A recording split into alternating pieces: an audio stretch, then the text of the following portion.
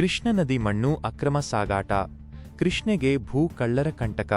ಅಥಣಿ: ಕೃಷ್ಣ ನದಿ ತೀರದ ಮಣ್ಣು ಈಗ ಇಟ್ಟಿಗೆ ವ್ಯಾಪಾರಸ್ಥರ ಪಾಲಾಗುತ್ತಿದೆ.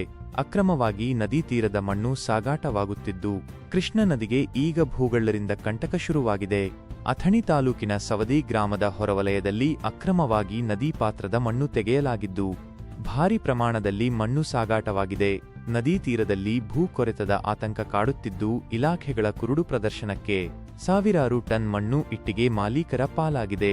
ಅಥಣಿ ಪೊಲೀಸ್ ಇಲಾಖೆ, ತಾಲೂಕಾಡಳಿತ ಹಾಗೂ ಗಣಿ ಮತ್ತು ಭೂ ವಿಜ್ಞಾನ ಇಲಾಖೆಗಳ ನಿರ್ಲಕ್ಷ್ಯ ಧೋರಣೆಯ ವಿರುದ್ಧ ಪರಿಸರ ಸ್ನೇಹಿಗಳು ಕೆಂಡಕಾರಿದ್ದಾರೆ.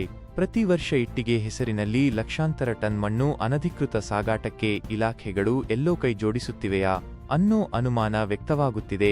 ಕೂಡಲೇ ಜಿಲ್ಲಾಡಳಿತ ತನಿಖೆ ನಡೆಸಿ ಕೃಷ್ಣಾ ನದಿ ರಕ್ಷಣೆ ಮುಂದಾಗಬೇಕಿದೆ.